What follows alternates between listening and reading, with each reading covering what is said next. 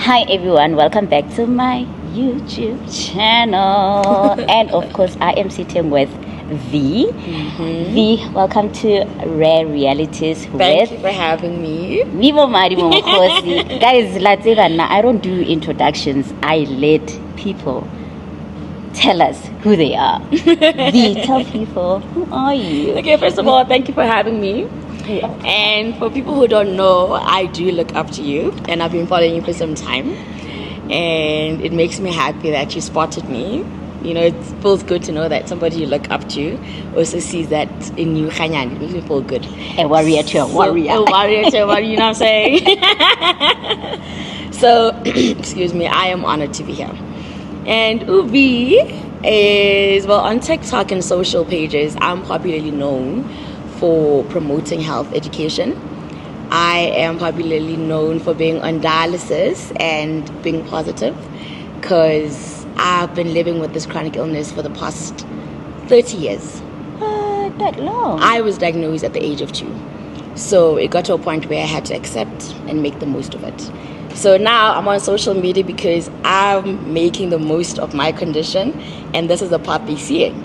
So I try to go back and share bits and bobs and also bring them back to say, even that happened, I'm still here saying you can still do it. Living positive. Yeah, but Uvi is a voiceover actress, is a travel consultant. I own a small business, and I am also a voiceover artist. A woman of many things. You've got to try. You've got to try. Despite it all, you've got to try. I love how, so V is known for calling herself Sick life thing. So these are everything, my content is related to everything to do with my illness, how it affects me in different parts. Because a lot of times when you're sick, it does not only affect you medically. You know, financially, you get sick all the time. You can't get jobs. Socially, you want to seclude yourself because you feel like people won't understand you. Relationship-wise, you have insecurities. In different aspects of your life, your illness affects you. So somebody may think she's just sick and she's struggling with that, but they don't know the depth of what being sick has to do with other aspects of my life. So in the sick life thing, I share what happens in my relationship, what makes you insecure, when I go out, what I don't want people to know, or I don't want to, all different things, so they understand. It's not just that you're dealing with. It comes with a lot of things that affect you in just general. But I love how you're saying all these things, and the most important thing is that not living in your sickness. That's the thing. Living out and showing people that you may be sick, but you need to live. You need to live. So I've seen some people would say, one was like, maybe you have good support, maybe you were born positive or anything. And I remember I shared a video saying, it's not that. I was in a state also where I remember I did an article with True Love in 2011, and I was so suicidal. I think when I did the article, I'd already attempted 3 times to commit suicide. Yeah. And a lot of times people who see me now, who see me laughing and dancing online, think she's got this, but they don't understand that it's been a journey. You get to a point, I've gotten to a point where I've realized a chronic basically means permanent. True. People who don't know, in simple terms, chronic means something that's reoccurring, something that's permanent. So if you sit down with yourself, you make a decision to say, if they're saying, I'm going to have this illness for the rest of my life, do I want to be sad for the rest of my life? Or should I try and find ways to make the most of it? Okay. And I got tired of feeling sorry for myself. I got tired of being draining. I got tired of crying. And I figured out what is that I can do to just better my life myself. It's always going to be like this. Whether it's raining, whether it's shining outside, whatever that happens, I'll always have a chronic illness. So what am I doing? Am I going to sit there and cry all the time? Yeah. I got tired of crying. Now take us back, V. You're saying you were diagnosed when you were 2. Yeah. What were you diagnosed with? So I feel like, I feel like my parents didn't know. I feel like I was born with it. But it took time for them to realize, because initially I was diagnosed with hypertension, high blood pressure. Okay. And we always say, how is a 2-year-old with hypertension. We've got this thing, high blood pressure. It's only for stressed. And I was like, I went to the doctor. I said, doctor, honestly, I've always known that my kidney disease is secondary to hypertension. Make that make sense to me. Yeah. And my doctor was like, well, the chances are there, but it could be that you were born with polycystic kidney disease, because even now my kidneys have cysts around them. Sure. So it may have been that. I mean, when I look at my childhood pictures, I'm chubby and fresh man, and my parents may have thought maybe maybe it's just fluid and all these things happening to me. It's not normal. Yeah. Until they decided to take me to the doctor, and the doctor referred me to Joburg Gen, and that's when I started treatment. So I was treated for hypertension from a very early age. I was taking medication from as young as I can remember. By and then 13 years later, my kidneys totally shut down, and that's when I needed to start dialysis. This when I was 13 years old when I started dialysis. So when someone says dialysis and I see it and I'm just there like, I don't know, guys, for some reason, when you're sick or you've been in hospital so many times, you get fascinated by other treatments. Yes. I'm sorry to say this, but how does it work? So does it take out your blood, clean it, and then take it back? Yeah. So basically, for somebody to understand what the dialysis machine does, they need to understand the functions of your kidney. So if you know what your kidney does, the dialysis steps in to work as an artificial kidney. So obviously, your own kidney works to filtrate waste products. So if I drink Coke has phosphate, has acid, has whatever. I put it in my body. The kidney gets, the Coke just got in the body. What do we need from the Coke? No, the phosphate is too high. We don't want it. We excrete it. When I go to the toilet, my kidneys will filtrate to say there's enough phosphate in the body. We don't want it anymore. It goes out through urine. If the kidneys are not working, I put the Coke in, and the Coke just stays in there. Because the kidney is not there to say, this is enough, we need more. When you drink milk, the body knows that you need the calcium to be distributed to your bones to make them stronger. If your kidneys are not working, you put milk in your body, the kidney can't distribute it. We call them electrolytes. The potassium, the phosphate, all these things that the kidney balances to say, this is enough in the body, this is not enough. That's why sometimes when you go to the bathroom, you pass urine. Sometimes it's dark, sometimes it's light, sometimes it's it's the kidney filtrating whatever you put in the body. That's the one thing. It filtrates all the toxins you put in your body out of the body through urine. Others is to balance the electrolytes, to regulate your high blood pressure. That's why most of us with kidney disease, we've got hypertension or hypotension, because the kidney is also responsible to regulate that in our bodies. Another thing is, what's another thing? So I think the main one is to filtrate, to help you pass urine, to balance your electrolytes, and to help you regulate your blood pressure. So if the kidney is not working, you will have issues with that. One of the major issues I have is not passing urine because the kidneys are not working. So I haven't passed urine in 13 years. What? So you like, guys, this is mind blowing. One, I'm sure you're also thinking the same thing that I'm thinking. Yeah. Don't you ever feel the pressure to pass urine? I actually made a video about it recently, and they were like, "V, are you for real?" Like, I was like, But sometimes I feel pressed. It used to happen a lot when I was gradually stopping to urinate, because remember how automatically you go to the bathroom because you think something's going to come out. Yeah. And I'd feel pressed and go to the bathroom, and just a tiny bit will come out. Eventually, few drops. Eventually, just a drop. I run to the bathroom, I sit there, I feel pressed, nothing comes out. And in my head, because I grew up thinking when you're pressed, you go to the toilet to release. In the end, I was just like, you know what, I'm wasting my time and nothing is coming out. So I'd be having a conversation with you like that, like this, and I feel pressed and I just release and nothing comes out. That's how weird it is. You know, one thing that's so interesting is knowing what our organs do. Exactly. And the functions and what happens when that stops. Yeah. So obviously with the kidney not working, this is where the dialysis machine steps in. The dialysis machine, literally when you go on before they connect you. Remember, for you to be connected to the dialysis machine, it means your kidneys have no function at all. meaning there's nothing else the doctors can do for you. And remember, kidney damage is irreversible. So no amount of medication, no amount of sangomas, no amount of therapy can reverse kidney damage. Once the doctors are saying your kidney damage is damaged, there's nothing you can do besides getting a transplant or going on dialysis. So are you on the wait list? I am on the waiting list. It took me time because I gave up on it. We'll get there. And so this is where the dialysis comes in. The dialysis machine is, imagine this. Everybody, when you go in the dialysis machine, you've got a line here. It's literally a Y connection. This is the line that takes the blood out of your body into the machine. The machine filtrates the blood for the period of 4 hours. It goes in through an artificial kidney that traps in all the toxins, and then it goes back into the body.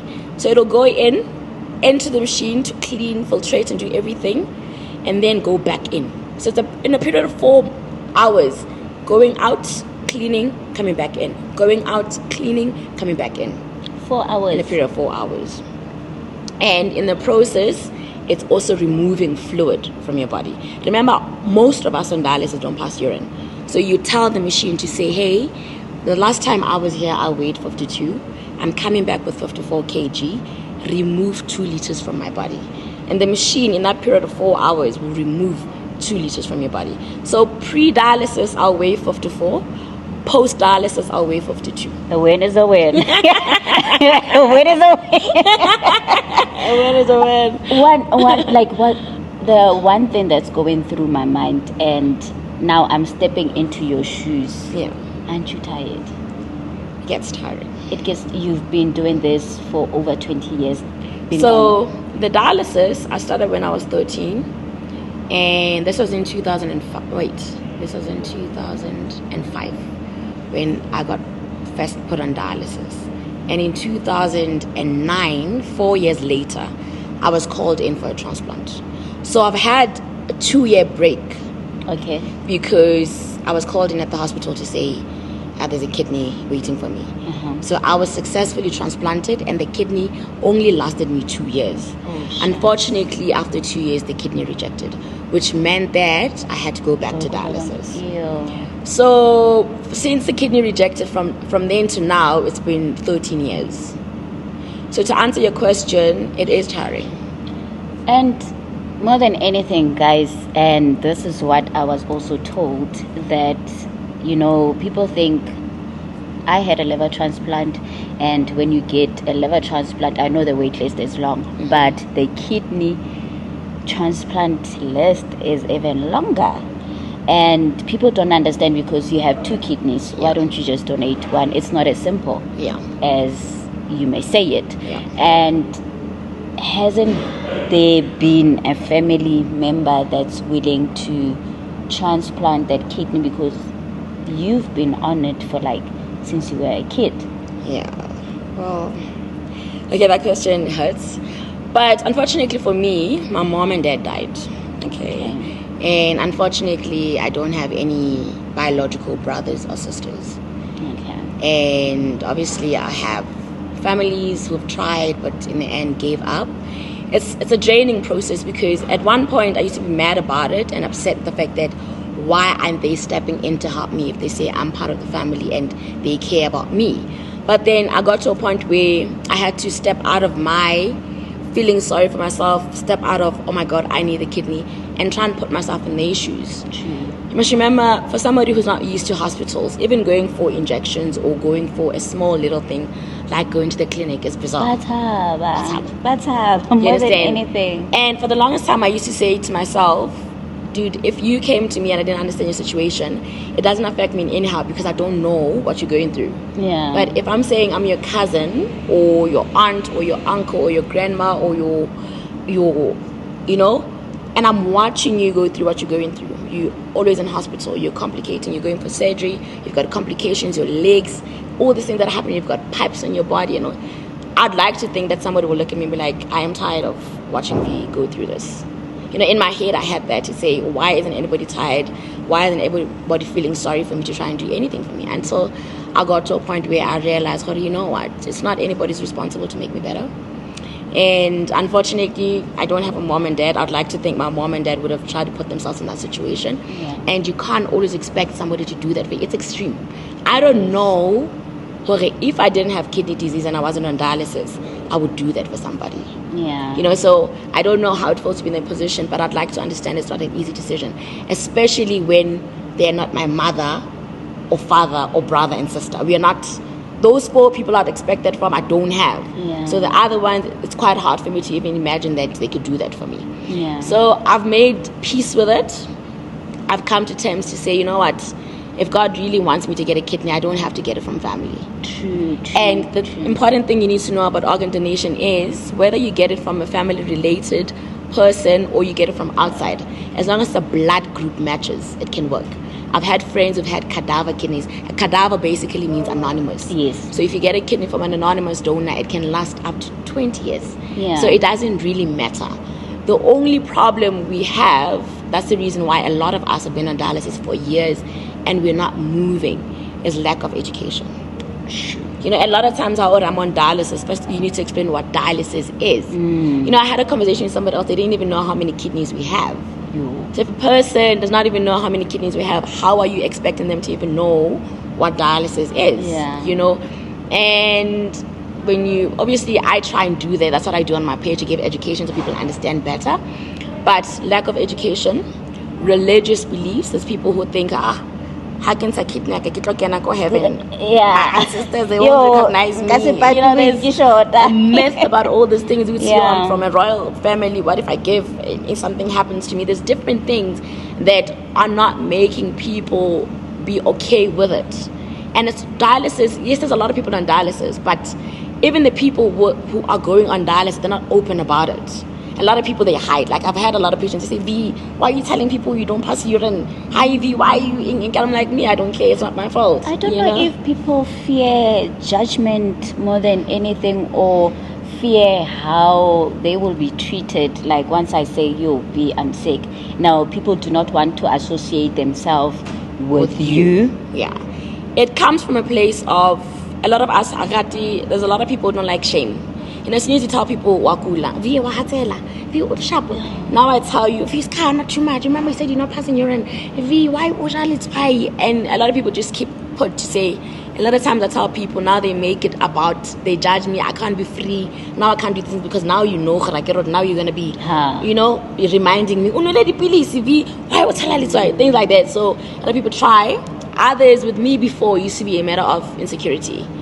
Because I remember I was sharing a story of when I used to have a line here. I used to hide scarf. I'm telling you, I used to have scarves wool. I used to have those light scarves where you can put, even on a day like this, just to cover up, because I didn't want people staring at me. And when I look back, I think to myself, why did you have to carry it like that, like it was your fault? Like, I went out and I did something and I came back with a consequence from something bad I did. Until I made a decision to say, listen, I'm in this position, Linda, I didn't do anything. If you're going to say, V, what's that? I'm going to be like, you know what, babe, this is a line I use for dialysis. I'm on dialysis, my kidneys are not working. And in that sentence, there's no way where you can say, Marvi, why did you do that? Because I didn't do anything.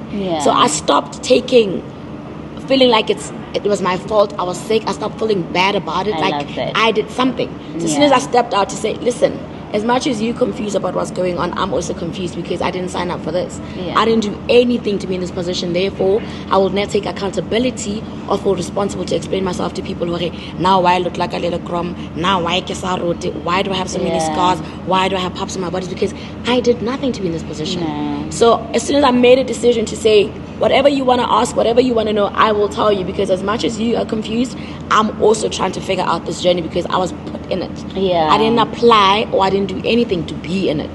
So as much as you trying to figure out, I'm also trying to figure out. You know, at the same time, I'm trying to educate you guys. Whatever knowledge I get from what I understand now, I'll pass it on so we all understand. And I always say, V, you touched on something very important. And I always said, the reason why we share so much isn't because we want people to feel sorry for us, but for us to teach people. You know, it's one thing to know about a condition, the treatment, from a doctor. Yeah. But when it's coming from a patient, then you know the experiences, and so many people can take so much from that. And I mean, you were 2 years old when you were first diagnosed. What did you do? Nothing. And I always say, God will never give you something you cannot handle. That's true. You're handling it very well. It may be hard at times, but you know what? It took you the kidney failure for you to appreciate life, for you to look at life differently, and now you're teaching people. And people are now going to take so much from you, because now there are people who are sitting at home and are like, yo, my kidneys are failing. I'm not sure if I want to go on dialysis, because I feel like some people just choose not to go on dialysis and just give up and be like, you know what? And you mentioned something earlier that when you went on the wait list, there's a time where you just didn't want to be there anymore. Yeah. So I want to touch base on the fact that obviously with anybody who's being diagnosed with any chronic illness, people who are watching me and are watching my videos see me dancing and smiling and being positive, they must understand that it has not always been like that. So if you are out there, you're watching and you have a chronic illness and you're just wondering, how is she doing it? Why can't I be like that? It took time. You know, it takes experience. It takes, like, it's justifiable why you're feeling suicidal, why you're feeling like you want to give up, why you're feeling like this is too much for you, why you're feeling like, why me? I also felt all of those things. It's okay for you to feel like that. You've just been given a chronic illness you know nothing about. It's okay for you to want to give up. It's okay for you to throw in the towel, to wake up and cry and do all these things. It's okay.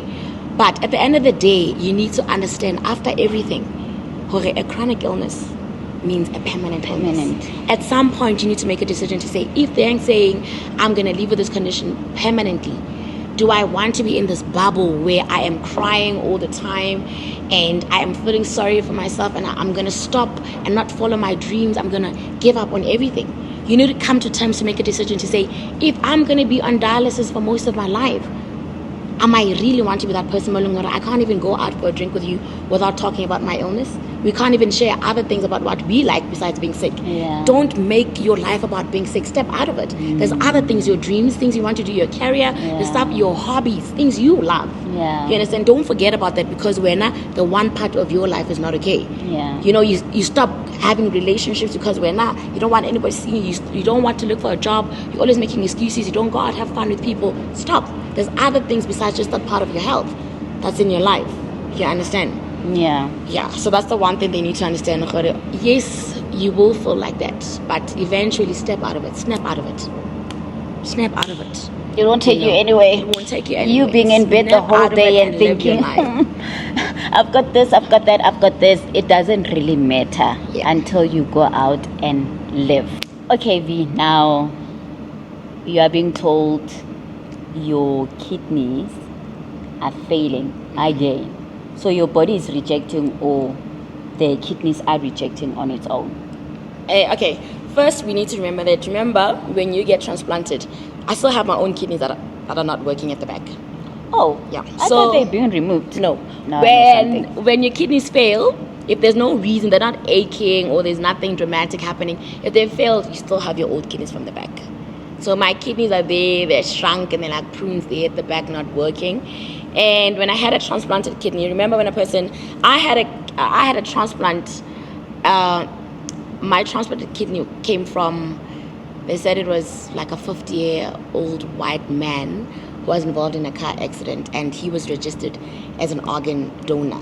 So I was lucky enough to receive one of his kidneys while another person receives the other kidney. Oh, okay. So the kidney, they operated. And how old are you?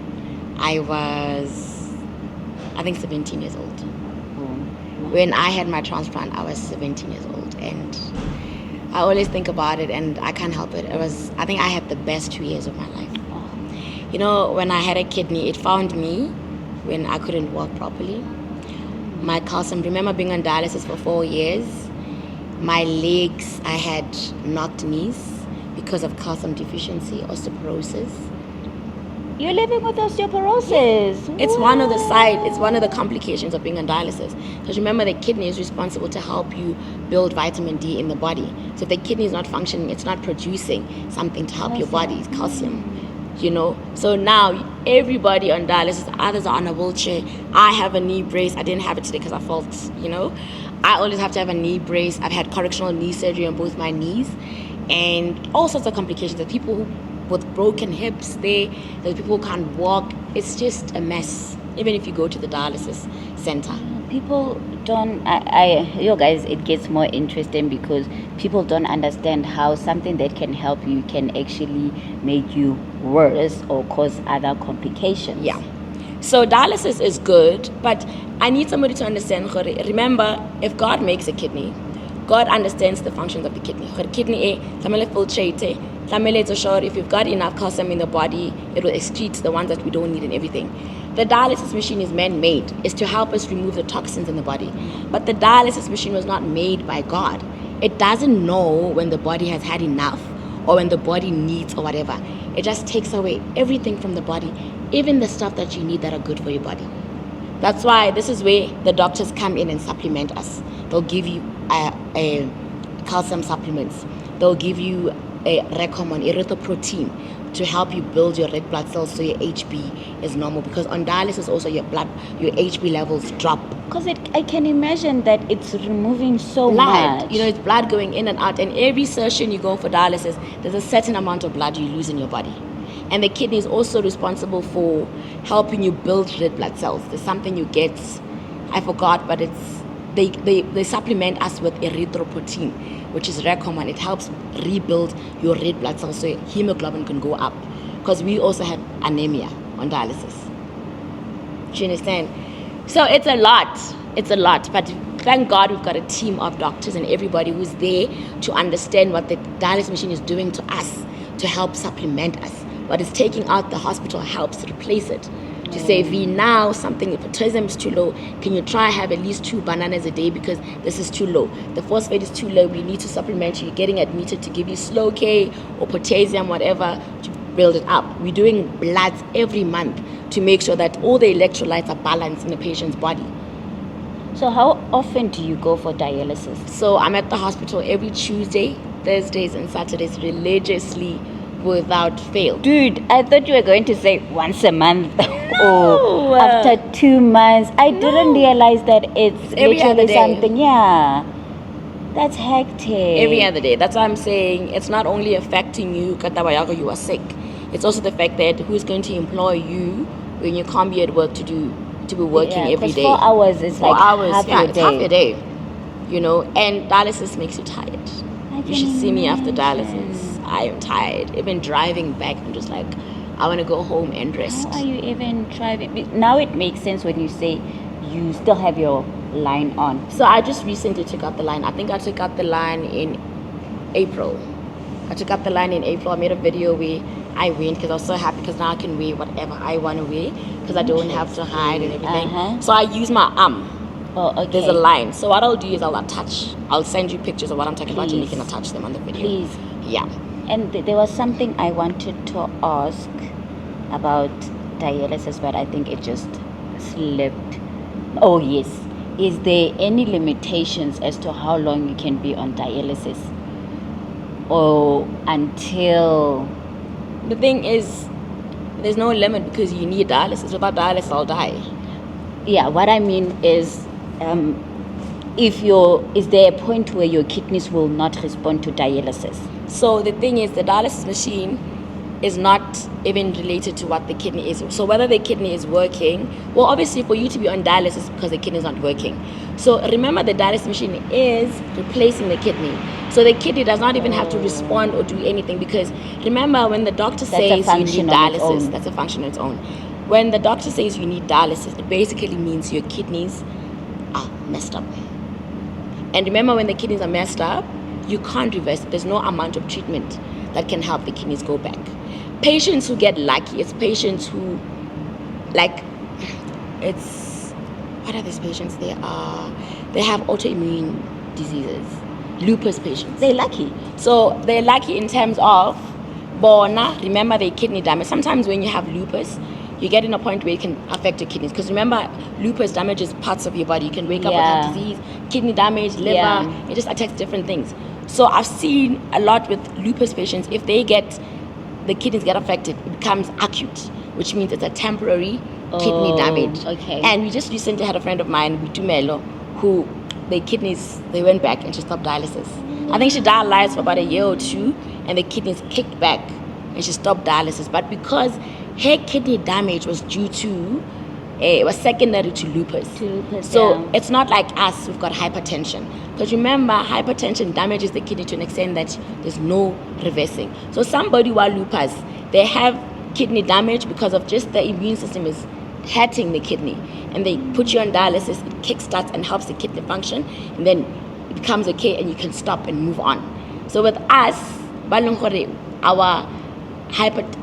kidney disease comes from hypertension or sugar diabetes. The function of the kidney is too damaged. I mean, the damage to the kidney is too much that it can never go back. So that's why I say they're lucky, because in most cases, they get better and they stop dialysis.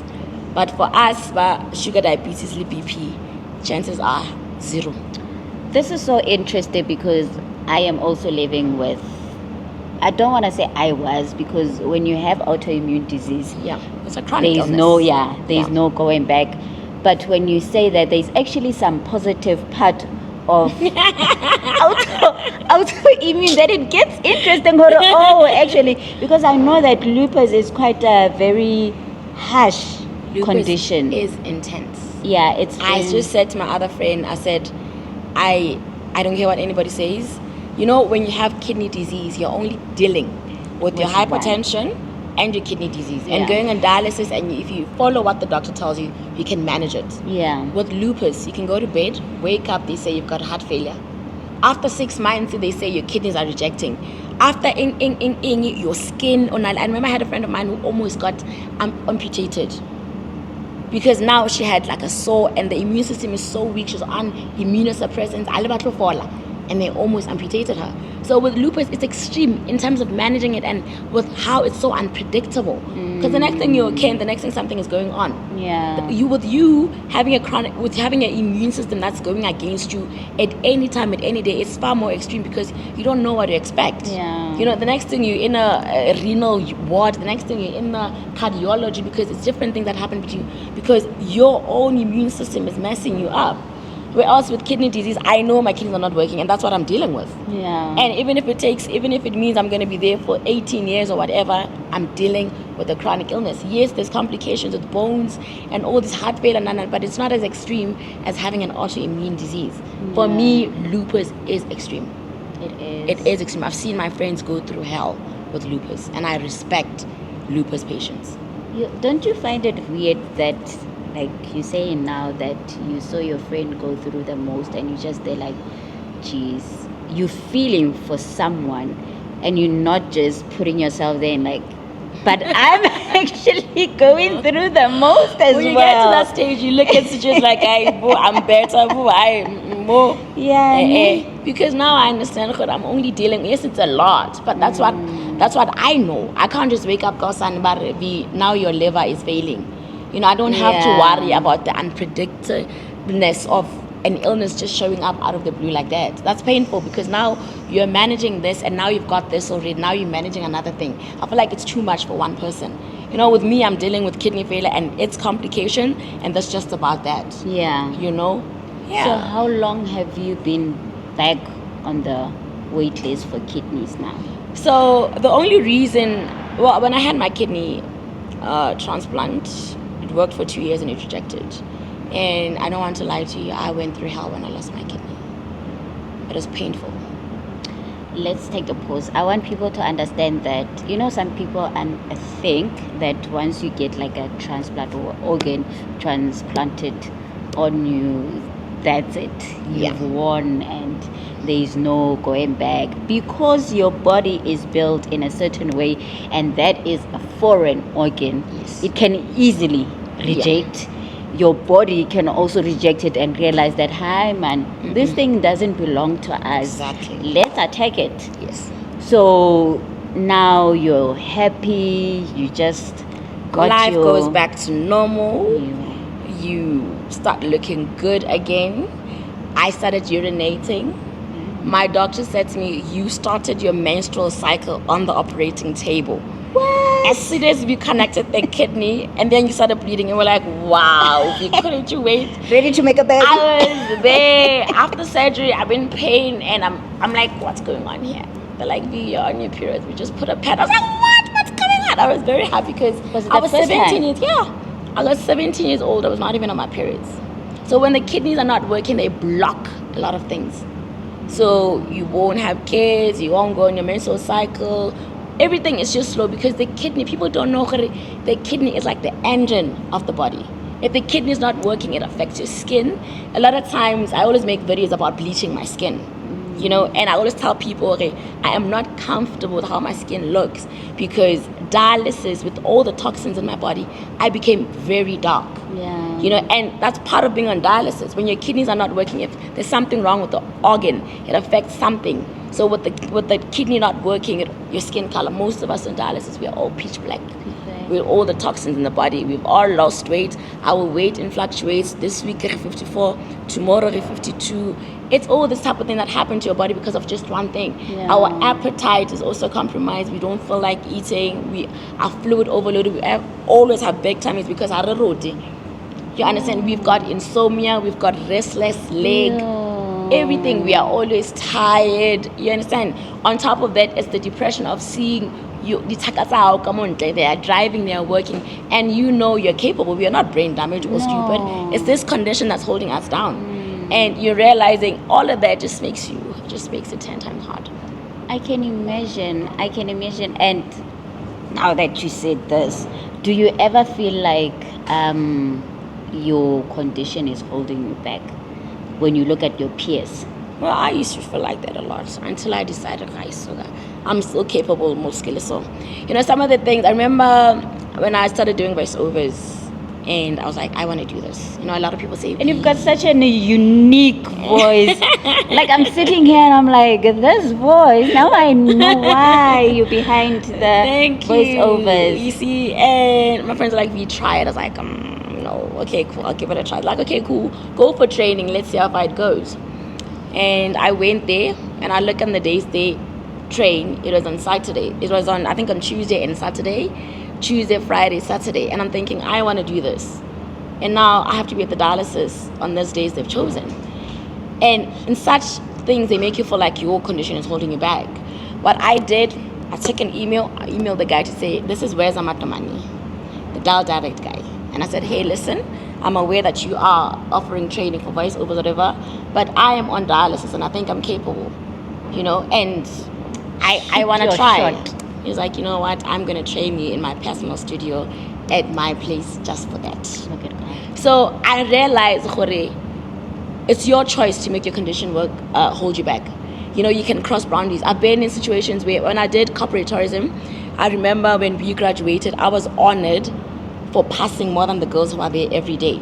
On the graduation, then they say we are honoring her because she passed more than some of the girls who are in class every day. So it's up to you.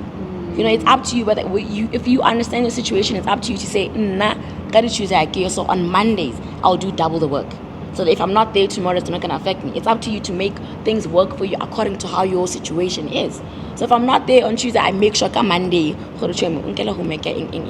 then take contact, call them at night today, so you can go to the chapter, stand up, you carry on. You make things work for you, and there's nobody who's going to reject you for trying. No. Nobody's going to look at you and be like, dialysis now, she wants to do voiceovers. Everybody looks at you like, even with the condition she's in, she still wants to try. Let's help her. Yeah. So actually, I've realized now my condition is an advantage for me because people take me seriously. They say, hey, your legs are not straight. But you are trying, man. Yeah. Okay, fine, do it. So nobody's going to look at me and be like, your legs are not straight. Everybody just will appreciate you and help you if you're helping yourself. Yeah. If you're not helping yourself and you give up on yourself, how would you know that you'll be able to do something if you're not even trying? Because when you've already channeled yourself to say, because Thursday I can't go. But somebody is willing to be there on Saturdays on the days you are available. Yeah. So it's just a matter of shooting your shot and stop making your condition an excuse not to follow your dreams. Stop. It doesn't work. I like that. I like that. Ever since you put your life out there on social media, Yeah. I know we humans, after all, I know there are days where a comment will pop up that just kind of stings. Yeah. I know it happens to me. I won't say it has happened. Yeah. It happens to me every single time. But as much as you want to block like the negativity of people coming in because you have given them your life in a way, how do you deal with such comments on some days? Yeah, in the beginning it used to get to me. Wabo. But I remember venting out to my cousin. I said, look at this person just said this to me. Look at this person just said to me.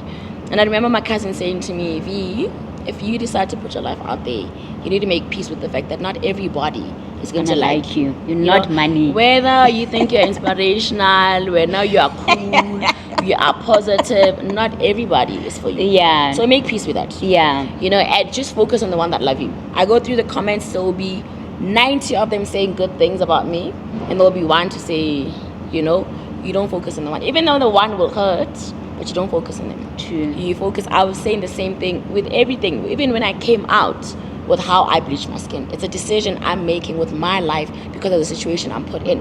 It makes me feel better. If you don't understand my situation, you don't have a place to judge me. No. And I will tell you to say, this is what I'm doing. What you think about it, you are not in my situation. I'm not expecting you to understand where I'm coming from. I'm just letting you guys know this is what I'm dealing with and this is how I'm sorting out. And if you don't agree with my decision, that's still okay. Yeah. You and I are not the same people, and I'm not expecting you to understand where I'm coming from. Because I obviously remember you're not in the situation. You actually did a video, or I came across it like recently. Yeah. I don't know if it's an old video. Yeah. And you were responding to someone said you don't like yourself. Yeah. Somebody said something. I was so happy because now I've learned to like those videos because I realize when I respond to them, it causes commotion to my page. And remember, when there's commotion, You're growing. in the 300 that's watching, there's gonna be 20 to be like, Marina, I agree with her, and this thing guy bad. And in the 20 that buys, there is money in my account. My rent is paid. Yes. And bona, life goes on. So I recently replied to say, if you focus on people like this, you're not going to go anywhere. It's okay. Everybody is entitled. Just because you and I are friends and we like each other, it doesn't mean I agree with your decisions. If I say I'm a natural girl and you decide to have weaves, if you and I don't agree on that, does not mean we don't like each other. It's okay for you to have a different thing and I have a different thing. We come together as friends, but whether you like maybe a multiracial, what do you call it? Is it a multiracial relationship and I want to date just African men? It's up to you. Yeah. I like you for who you are. You inspire me. I look up to you. But what we decide to do with our lives should not impact our friendship. So even if you're watching me and you're feeling like you love me and I inspire you, but you don't agree with the fact that I'm bleaching, that's still okay. It's okay. I'm not expecting you to understand. I'm just letting you know this is what I do because I'm owning it up. Every decision I make, I'm not scared of anybody. It's my decision. I'm telling you, the doctors, don't do them. Like, this makes me feel better. This is how I'm choosing to do things because I'm the one dealing with this. Whether you're a doctor, a nurse, a friend, a family member, yes, you can have the knowledge. You went to, you studied, you're a doctor, you're qualified, but the experience is two different things. True. You don't understand where I'm coming from. You have the knowledge, you don't have the experience. So allow me. Same as people, you are watching me from far, you're saying, but V, people go like, but your kidneys are not working and you're bleaching your skin, you're causing, it's okay. What they are saying is true, but they don't understand the kidneys are not even working. What's being damaged because the kidneys are already damaged. Yeah. You understand? And it's okay for people to have their own opinion. Not everybody's going to agree. No matter how beautiful you are, not everybody's going to like you. No. And as soon as you make peace with that, the sooner the better. Yeah. You'll just live your life. So a lot of people get amazed to say, why are you saying all these things online? V, you're too open. V, you're putting your life. I'm like, I want somebody who's dialyzing to look at me and be like, this girl is doing this and she's okay. This girl went through this and she's okay. This girl, this. And understand we are relatable, but life still goes on. We can go through the same thing, but I'm still able to do this. I can still go out. I can still drive. I can still run this. I can do whatever. You understand? With me going through this, Lilona, you know? Yeah. So to me, it's just a matter of accepting. As soon as I made the decision to put my life out there, whether it's negative or positive, I need to accept it because I made the decision to put myself out there. Whatever comes, I must take it head on. Because good choice, yeah. So guys, we're learning so much. Not just you guys. I am learning so much. You know, people would like to think, Kore, I just focus on livers and no. I want different organs, guys. This is all about rare conditions. Now I want V to take us through if she has like a special diet. Mm-hmm. What is she allowed to take? What is she not allowed to take? What is she cheating on? Hello. Cheater. So I get that question a lot on TikTok because I'm always drinking Coke. And Coke is one of the things that's not allowed as a renal patient. So a lot of us on dialysis, we've got high blood pressure. Obviously, when you're hypertensive, you've got high blood pressure, you are on a low salt diet. Because sodium, that's why it increases the blood pressure. So if you're having December, nama, you're putting table salt, takeaway, all those things. Well, I understand. Those I'm are sure wrong. my friends are gonna be looking at this like, yeah, maletwai. I hope you're taking notes.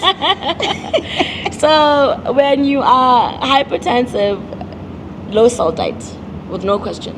Because you need to control the amount of sodium that goes into the body because sodium increases your blood pressure. Okay. That's the first thing. So now, as a dialysis patient, first of all, we don't pass urine as renal patients.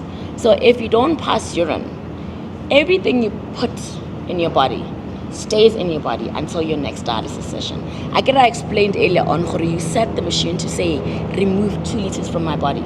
Because from the time you dialyze on Tuesday and you are coming back on Thursday, the water that you're taking, from the time you were dialyzing on Tuesday and you're coming back on Thursday, the amount of fluid, because fluid does not only come in a form of juice or Coke or tea. Whatever that's boiled has fluid in it. The yogurts, everything has liquid in some way. A fruit, watermelon has fluid, ice cubes, whatever. You know, so in that, everything that you're taking in, it's water coming into your body and staying in your body. So sometimes I look very pregnant because my tummy is so big with everything that I've accumulated. So as a renal patient, the most important thing is to watch your fluid intake. This is so serious. We've had patients die because of fluid overload.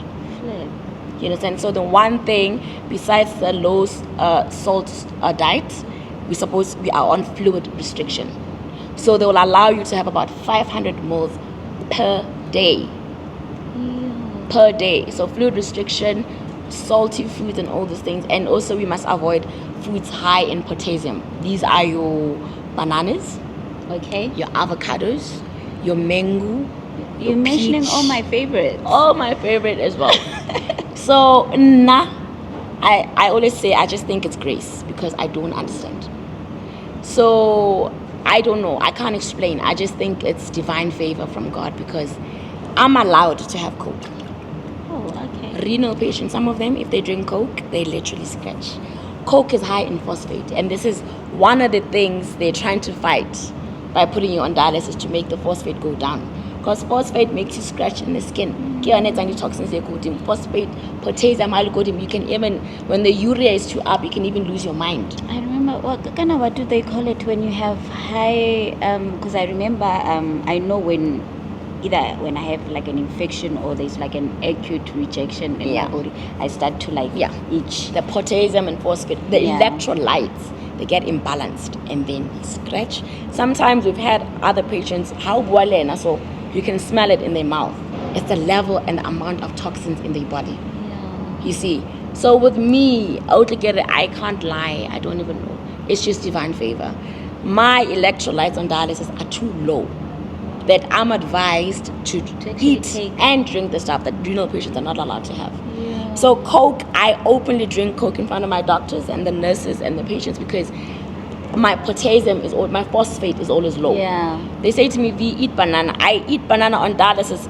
I take it out, it's like I took out a gun because everybody's just like, "Washanyana." Are you banana on dialysis? And the doctors are like, at least have 2 The one time I even got admitted so they can put potassium into my body because it was so low. You understand? So, like I always say, we can have the same condition and we are told the same things and we are on treatment. We are not always going to respond the same. Bodies are different. And the bodies are different. And just because now you can drink Coke does not mean I can drink Coke. Yeah. We are different. We can have the same condition, but our bodies are not the same size. If I'm weighing 50, you are 60, meaning you won't have the same response from the size of a kidney. Again, when I got body out, they'll take a kidney to FX 100. With my small body, it will be FX 80. And it said they will alter. That's why they have to alter everything according to an individual. We are all there. We've got kidney disease. We are on dialysis. But if this hypertensive works for me, it may not work for you. So you must understand that we can all be sick, but just because V is drinking Coke does not mean that now you should drink Coke. You and V are not the same. The electrolytes are V low. Do you understand? V can because there's something that's dropping in her blood. When on the other side, it's not dropping, so you are not allowed to. So it's fortunate for me because I can get away with eating wrong things. But I always try to emphasize when I make videos to say, guys, this is the reason why I'm allowed to, because this is happening. I was recently admitted because my what dropped. So I'm allowed to have banana, I'm allowed to have Coke because this is dropping. I'm constantly explaining. I even have a playlist, Coke. So I can always be explaining to people, yes, I love Coke, but I'm allowed to. It's not doing anything to me because my electrolytes are low. So, but most renal patients on dialysis, low salt diet, fluid intake, fluid restriction is very important. Hariroti, we don't pass urine. Everything we put in the body stays in the body. And if you drink way more, the water, it's called fluid overload. The water will come up to your chest. You will start coughing out blood. How about feet on Tuesday? We've had dialysis on Saturday, Sunday, Monday, Tuesday. The ones that drink a lot, they already need oxygen on dialysis because now they can't even drink. There's so much water in their lungs because they've drank so much. Sure, I don't think I would survive because my water intake is a lot. But it goes back again to, and my friend always said, if you know how you're not allowed to take something, you will adjust to it. Yeah, your lifestyle changes. I guess you have become that person who buys something liquid and just go through. Not even. I am not gonna say checky kids, especially. Not even me. I hobela everything because I have an advantage. So I feel like if I was put in a position where Coke was harming me in a way that I'd be complicating every time I go for dialysis, it would be irresponsible of me to continue taking it when I'm putting my life deliberately at risk. I'm okay with drinking it as much as I can because it's not doing anything to me. So if I was like everybody else and it did something to me, I don't think I'd be in public openly drinking it. I mean, it's contradicting what I'm about. I'm about giving health education. I'm about promoting taking your medication. I'm about listening to your doctors. And then I'm out there drinking Coke when it's making a damage to me. It's not making sense. Yeah. So I'm okay with drinking Coke because even the doctors allow me to drink it, to say, are you drinking Coke because your your phosphate has dropped again. Yeah. Eat banana. They're the ones, they know. That's why I'm able to do it in front of my doctor because it's not going against them. They know about it and it's not doing anything to me. Okay. I guess it goes back to me emphasizing, guys, if you are seeing symptoms, don't self-diagnose yourself. Go to the doctor. Get medical advice from someone in the medical field because you will now be doing what Mimo is doing or what V is doing, only to find out they're going against what you have. Yes. You might not even have what we have, but something similar. So go to the doctor. Get advice from your doctor, or now check what are you allowed to take in and what are you not allowed to take in. Just because V is allowed to take as much Coke as she can doesn't necessarily mean your potassium phosphate is down. So we're learning so much on this channel. Hello. Okay guys, we're still sitting with V. I have an interesting question that I need to ask her. I've been boiling with this thing and I said, you know what, I'm gonna ask her. V, you once shared a video with us saying that, I don't know if you guys are still together. Yeah. You already know what I'm going to ask you. Of course I do know. Your then boyfriend was willing to help you. Yes. Actually, part of the reason why I went back on the organ list was because of my boyfriend. When my ex-boyfriend, when he came into my life, I'd given up, okay? Because I was just like, when I had the kidney transplant and when I lost the kidney, I went through so much. And recently I made a video saying that I did not only lose my kidney, I lost my faith as well. So it took me 4 years to gain trust again, to be able to trust God again and be okay and be content in trusting God. And I thought to myself, you know what, if I give another kidney a shot, I get another kidney and I lose it, I don't think I'm going to make it. Like after what I went through, the depression and the trauma of losing a kidney, I don't ever want to put myself in a position where I can go through that again. I'd rather die on dialysis. My doctors would come to say, V, you've got potential, you are smart, you are capable, please don't do this, please work yourself up again, give yourself another chance, and all of that. And I remember one of my doctors were going for a maternity leave, and she said, V, I'm just here to tell you, Pinky promised me that when I come back from maternity, you're going to be on the transplant list. And I refused the opportunity for, when did I lose the kidney? For the 11 years. I said no. I said, literally my file was underneath, it was the last file, because I said to the doctors, I don't want a kidney. I'm okay, I'll die on dialysis. What I went through, I don't want to go through it. Give another person a chance. I don't want a kidney. What I went through, I don't want it. And when I got involved with my ex-boyfriend, he said things like, if you're saying when you don't want to give yourself another chance, it means if you are allowing yourself to put your life at risk when I can help you, I'm saying I'm willing to help you because I want you to be in my life for the longest. I am willing to do that for you. And you must remember that I've had people come to me and say, Ivy, no man, I want to test and give you a kidney. It got to a point where I'm so tired. I was tired of people. When they hear my story, they feel sorry for me, they want to help. And they try and help, they go to the hospital once, twice, and then I don't hear from them anymore. And it was heartbreaking for me because I get disappointed. It's disappointing for somebody to take your hopes high and say they're going to help you and they don't help you. And when my ex-boyfriend said to me, V, I want to help you, I was like, no. And he brought it up again to say, listen, Mina, V, I'm healthy and blah, blah, blah. And I said no until he went behind my back to go and test. And that's when I kind of knew he is serious, because I was just like, he made a nice cake with the kidney on it, and he came back with the results and said, I'm a match. And it is so amazing. I think I cried because I just couldn't believe it. I was just like, what? There's somebody who can look at me and want to do that for me without me having to ask them or beg them or anything. They personally made the decision without even involving me, to the point where they went without me to go through the length of testing themselves to come back with results to me. And that to me was amazing. I've never had anybody do that for me, you know.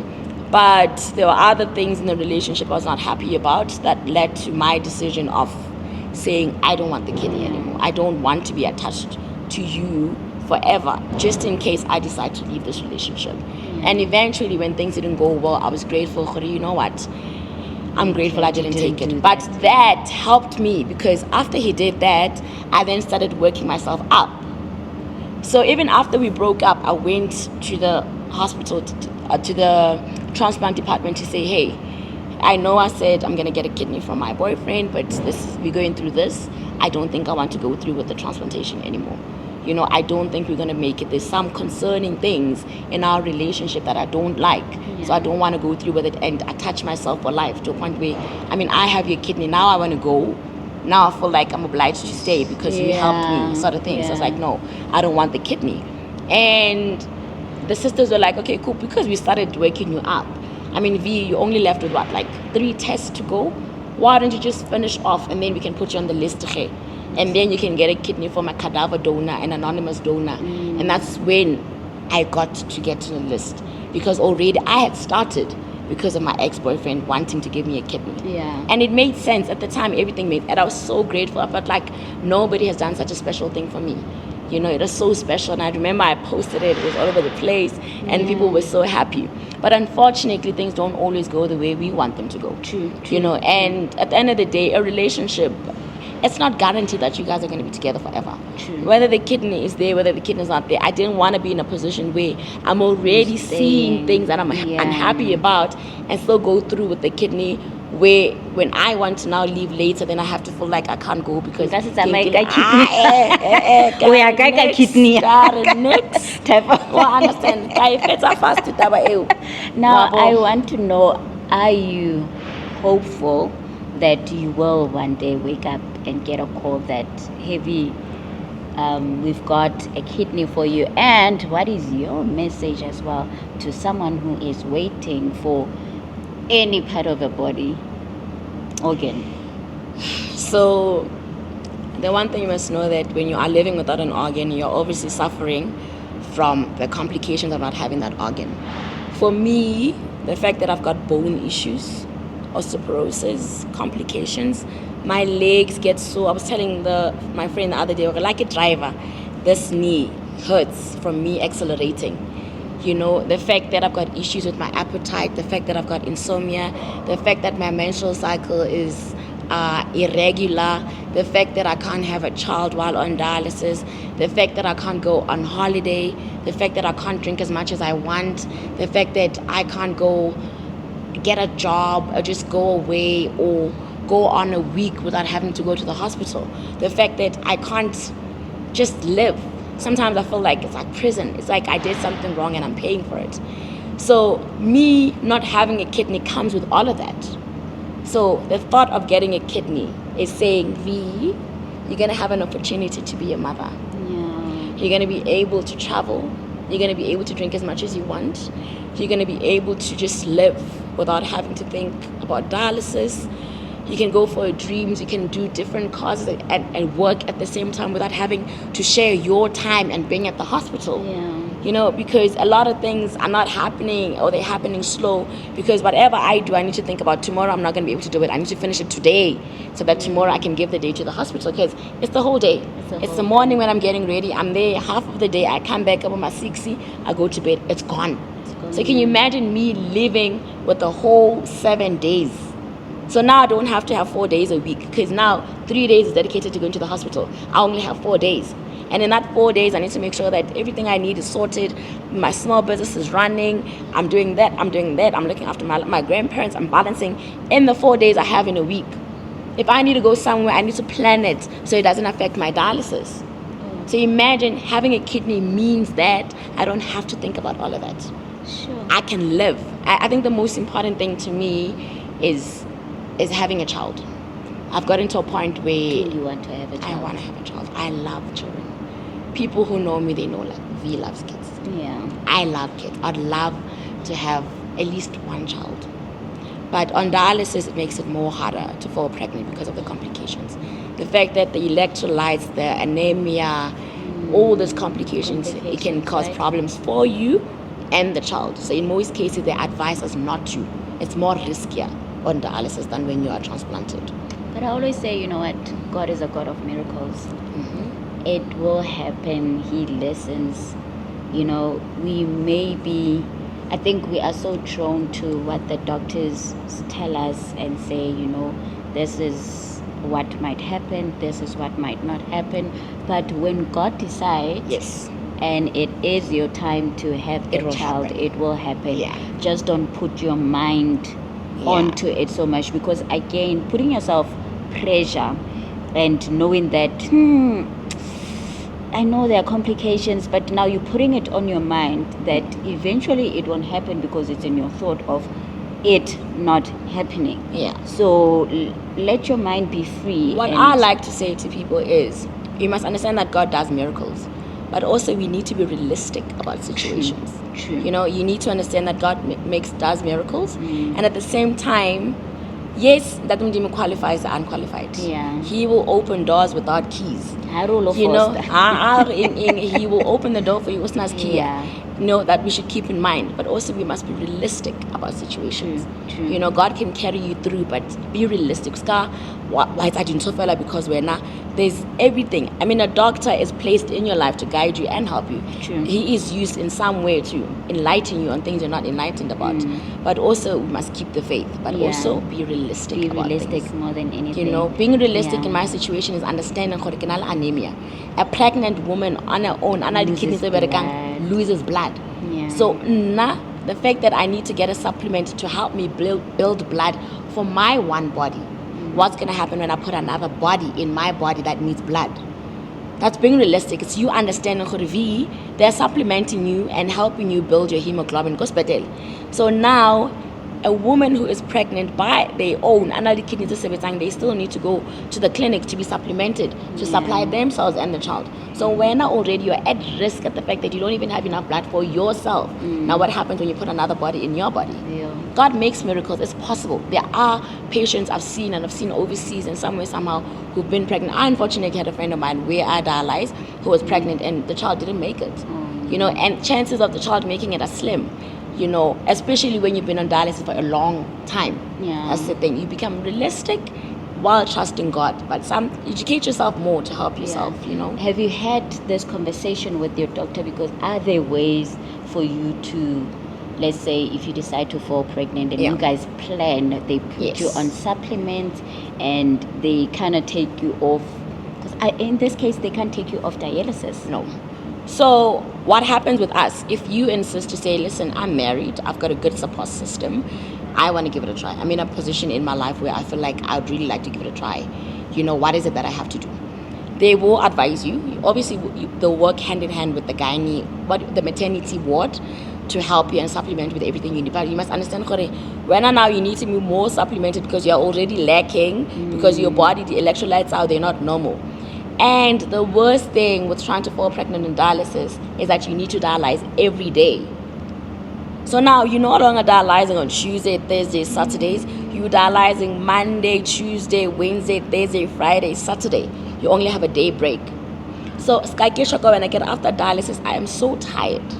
When I get home, I just want to eat and go to my bed. Sometimes I don't even eat. So imagine the trauma of going through that every day for 6 days a week. Those are some of the things you need to think about. And I'm thinking to myself, you don't have a mom, a dad, or sister, or brother you can just call to say, hey, come and do this for me. I'm on my own. You understand? So if I decide to put myself in that situation, you can't even trust men in situations where men are so unreliable. There is never a time to trust them. He can love you and everything, but they're so unreliable. Because they can leave you in the desert, get you pregnant on dialysis, and I have to manage. But I'm paying my own rent. I'm doing all these things. Now I'm at the hospital 6 days a week. My business is going to suffer, my life and everything, and I'm alone. I would say, maybe if my mom was still alive, I'd say, Mama, go, if it gets hard, my mom will pull through for me. But in my situation, I need to think deep about it. I don't have anybody who's going to help me. I don't have anybody to when I'm alone. So when I'm thinking about all of that, I'm just like, it's not worth it, V. You don't have a good support system. You know, and then I can take a risk to say, no, my mom or my sister she'll help me. I don't have anybody. So when I made a decision, I said, you know what, V, you can't even rely on a man. Sure. So, V, what happens when you miss your dialysis slot, if I can call it? So, you won't die when you miss your one dialysis. Like it's Tuesday, Thursday, Saturday. So, let's say I miss Thursday. I call in to say I'm not going to make it or whatever my reason is. You must remember that now I've last had dialysis on Tuesday. It's Wednesday, Thursday. I hadn't peed in 3 days. So what happens if you haven't peed in 3 days? The water, the fluid, and the toxins accumulate in your body. Do you,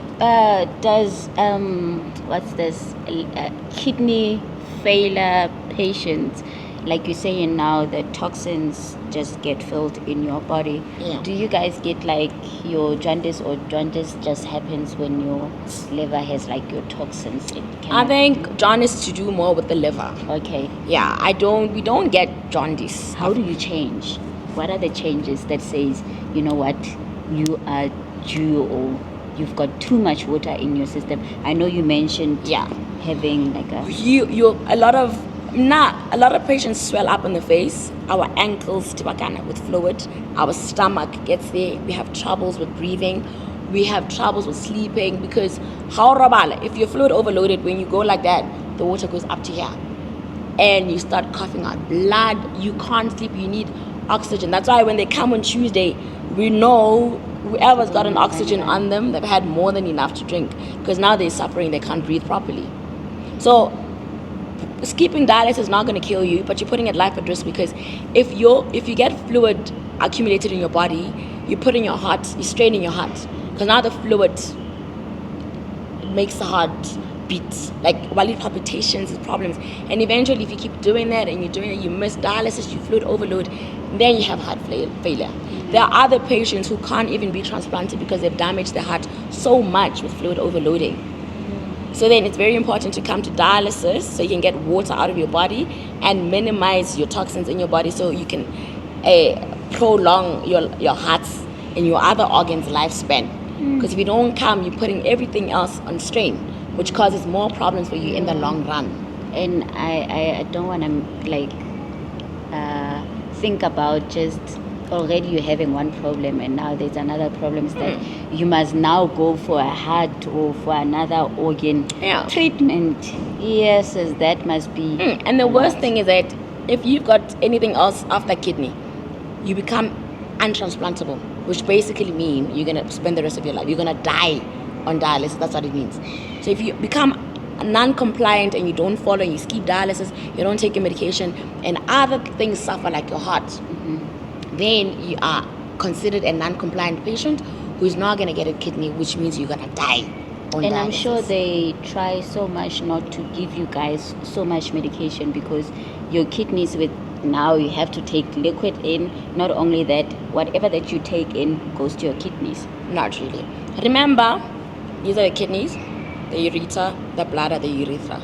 Rona, that system is not working. Oh, okay. So whatever I put in, that's why if I drink alcohol, can you imagine if I have alcohol for like 3 days in my body? You realize people who drink alcohol, they go to the toilet, the kidney often flushing out the toxin. So with that system not working, everything I put in the body stays in the body until the dialysis helps me filtrate and remove it.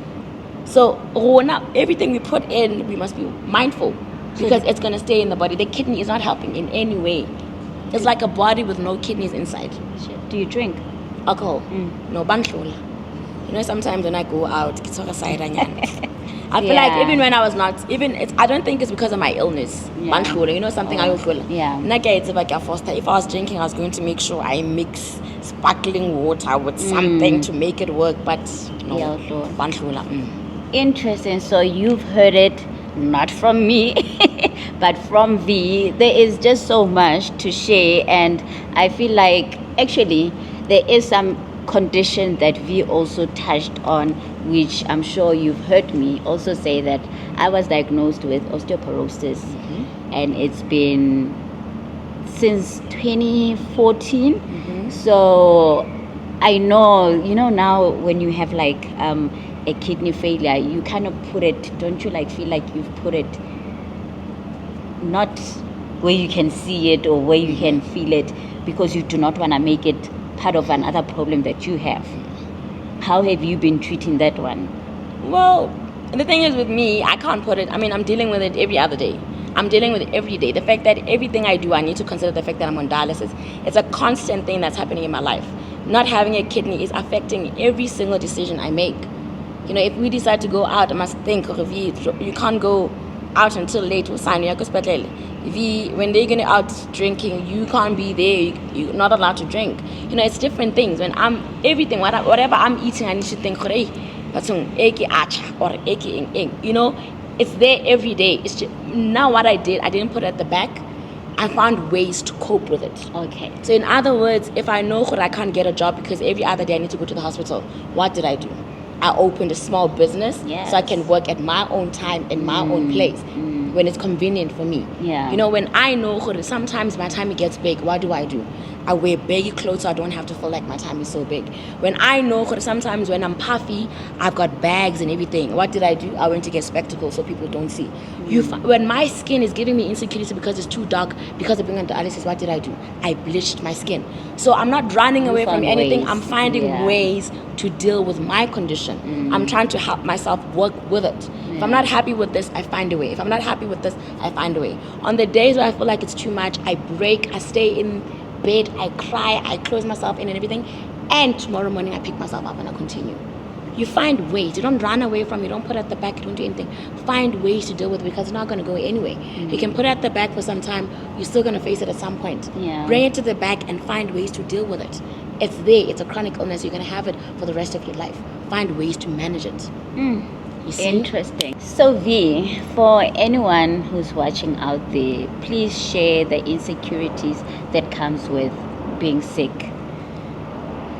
Okay, obviously in my case, I'm on dialysis, right? For you to be on dialysis, you need to have access lines. Access lines are the pipes on the chest, the pipes on the hand and everything. And for somebody who is a dialysis patient out there, they don't understand the amount of scars we have. I've got scars. There's one scar there, there's one scar there, there's a scar there, there's a scar there, there's a scar. I've got a scar, I've got a scar. Do you understand? And I know before I accepted the person I was, I don't think I'd want to be naked in front of somebody. You know, I don't want to be seen. I don't want to explain why I have this thing on my chest. I don't want to explain, don't talk about it. You know, I don't want to explain things because, I mean, if I get naked in front of you, I'm giving you the opportunity to look at me, and I don't want to be seen. You know, and in most cases, there's so much going on with us that we don't want to open up, and we don't want to be put in a position where somebody else can judge you. I don't want to hear what you think about my scars because I already feel terrible about them. So the scars are the one thing that gives us insecurities. The fact that dialysis patients,